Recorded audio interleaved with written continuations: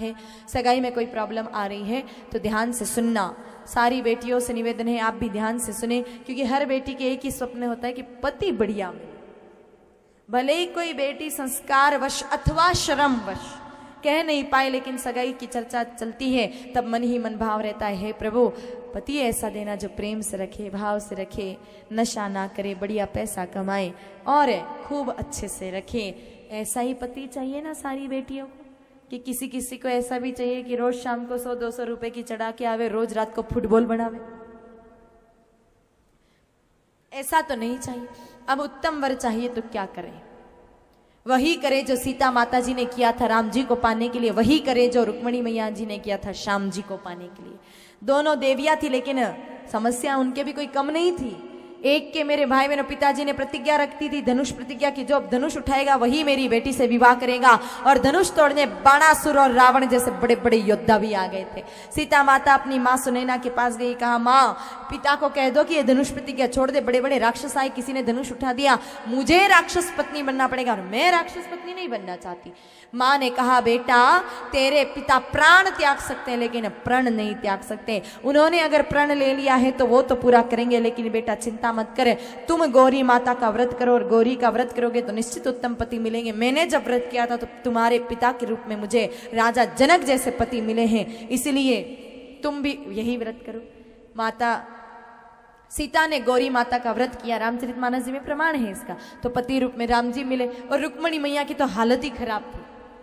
विदर्भ देश के राजा भीष्मक, भीष्मक के पुत्र रुक्मी और रुक्मी की बहन थी माता रुक्मणी जी।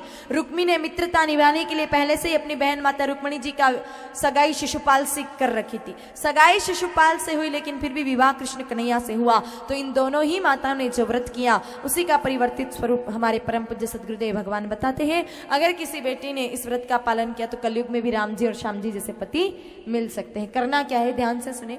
सोमवार के दिन बेटी सुबह जल्दी उठे, उठने के पश्चात स्नान करे। स्नान के जल में भी 11 या 21 बूंदे गौमूत्र की मिलाकर फिर स्नान करे। उसके पश्चात एक तांबे का लोटा ले, उस लोटे को गाय माता जी के गोबर के कंडे की राख से साफ कर दे। साबुन का इस्तेमाल नहीं करना, गाय माता जी के गोबर के कंडे की राख से ही साफ करना। फिर उसमें पानी मिलाए, स्वच्छ जल भरे, जल उस पात्र में भरना है तांबे के लोटे में, और उसमें गाय माता जी का कच्चा दूध मिला दें। दुग्ध मिश्रित जल से भोले बाबा के शिवलिंग पर अभिषेक करें।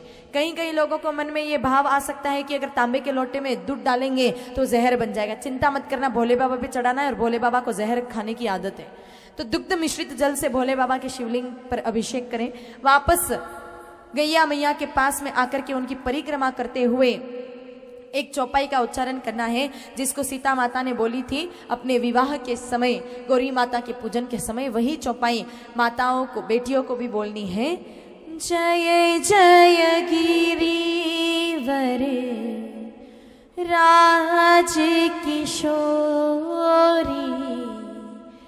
जय महेश मुख चंद चकोरी, जय गजवदन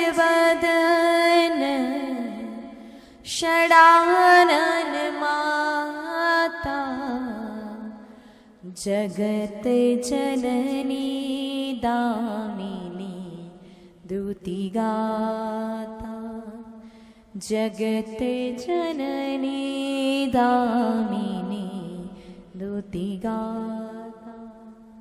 जय जय गिरिवर राज किशोरी, जय महेश मुखचंद चकोरी, जय गजबदन षडानन माता, जगत जननी दामिनी दूती गाता। इस चौपाई का उच्चारण करते हुए गैया की परिक्रमा करनी है, पार्वती माता का ध्यान करके। और भोजन में सिर्फ 3 वस्तुएं। सुबह खाली पेट गाय माता जी का गौमूत्र, क्योंकि स्नान से बाहर की शुद्धि होगी, भीतर की शुद्धि बहुत आवश्यक है, इसलिए सुबह सुबह खाली पेट गौमूत्र। दिन में भोजन के समय भोजन नहीं करना है, लेकिन जब आप भोजन करते हैं उस समय गाय माता जी का दही और रात को सोते समय गैया का दूध, इन 3 वस्तुओं के अतिरिक्त सोमवार के दिन बेटी को पानी भी नहीं पीना है।